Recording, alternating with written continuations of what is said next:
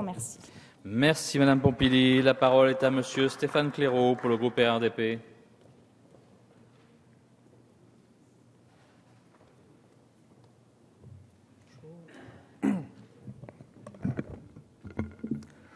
Monsieur le Président, Madame la Ministre, Monsieur le Président de la Commission, Mesdames, Messieurs les rapporteurs, mes chers collègues, je voudrais d'emblée affirmer que, malgré les déconvenues ou certaines désillusions d'un quinquennat agité, abîmé par une crise économique et financière sans précédent, le gouvernement tient le cap avec courage quant à la politique qu'il mène dans le domaine de l'éducation nationale.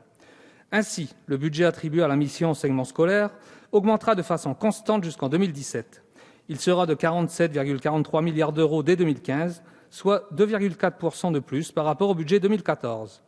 D'une manière générale, le budget consacré pour 2015 à l'éducation nationale atteindra 66,3 milliards d'euros, en augmentation de 2,31% par rapport à 2014. Enfin, si l'on considère la part du budget de l'éducation nationale dans le budget total de l'État, celle-ci s'élèvera pour 2015 à 16,15%, en augmentation significative par rapport à 2014.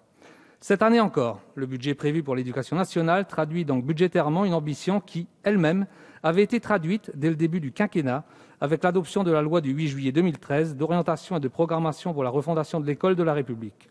Ainsi, Madame la Ministre, vous n'avez pas renoncé à poursuivre le mouvement impulsé par cette loi en ce qui a trait à la création de postes. Pour la rentrée 2015, le schéma d'emploi prévoit la création de 9 421 postes, dont 5 734 d'enseignants titulaires et stagiaires. Et puisqu'il s'agit aussi de recruter des enseignants qualifiés, 3 138 postes participeront à la rénovation de la formation initiale et continue des enseignants. Une formation professionnelle qui, il faut bien le rappeler ici, avait été tout simplement retirée sous l'ère Sarkozy. Retirée aux enseignants, mais aussi aux élèves, car ce sont eux qui ont pâti, in fine, de l'incurie d'une politique qui considérait que l'école pouvait se passer de la pédagogie. La pédagogie revient ainsi au cœur de l'enseignement scolaire et le groupe 2RDP ne peut que s'en féliciter.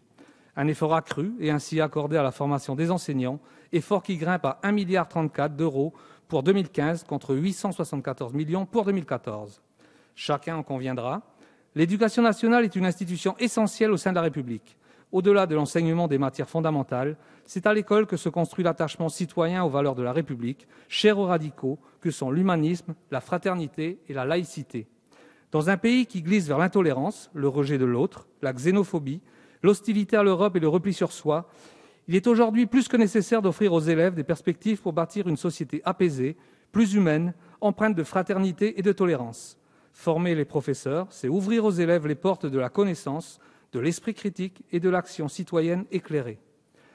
À côté du nécessaire retour de la pédagogie au cœur de l'enseignement scolaire, je souhaiterais, Madame la Ministre, aborder la question du statut des assistants d'éducation qui sont employés par l'Éducation nationale dans le cadre de contrats à durée déterminée d'1 an, renouvelables 6 fois maximum. À l'issue de leur 6e reconduction, ces contrats au sein de l'Éducation nationale ont vocation à être transformés en contrats à durée indéterminée. Or, force est de constater que cette pérennisation est loin d'être automatique. Il s'agit là d'une difficulté à laquelle il semble utile de réfléchir pour au moins 2 raisons. D'une part, il paraît peu compréhensible de se séparer d'un personnel qui a 6 ans d'ancienneté. D'autre part, ce personnel remplit une mission éducative qui s'inscrit dans le sens d'une individualisation de l'aide scolaire et qui, par conséquent, constitue assurément un moyen efficace de lutter contre le décrochage scolaire. Or, bien que des progrès aient été constatés depuis 2012, il reste que 9,7% des jeunes âgés de 18 à 24 ans ne possèdent en 2013 ni CAP, ni BEP, ni un diplôme plus élevé et ne poursuivent pas d'études ou de formation. Certes, ce pourcentage est inférieur à celui constaté en moyenne au sein de l'Union européenne, 11,9%, mais il reste préoccupant eu égard aux chiffres du chômage dans notre pays. La lutte contre le décrochage scolaire est un enjeu majeur qui correspond en tout point à la volonté affichée du gouvernement d'œuvrer en faveur de la réussite scolaire. L'individualisation de l'aide pédagogique est un moyen efficace de répondre à cette préoccupation que partage pleinement le groupe 2RDP. Permettre aux élèves de se sentir soutenus par des équipes formées et agissant au plus près de leurs difficultés, c'est leur redonner confiance en l'école et leur offrir des perspectives d'avenir. Nous ne doutons pas que votre engagement dans la lutte contre le décrochage scolaire vous amènera à étudier cette question. En espérant une action de votre part sur ce point et en adéquation globale avec la politique que vous menez et les crédits de cette mission, sachez, Madame la Ministre, que vous pouvez compter sur le soutien des députés du groupe 2RDP. Nous voterons donc bien évidemment les crédits de la mission enseignement scolaire. Merci.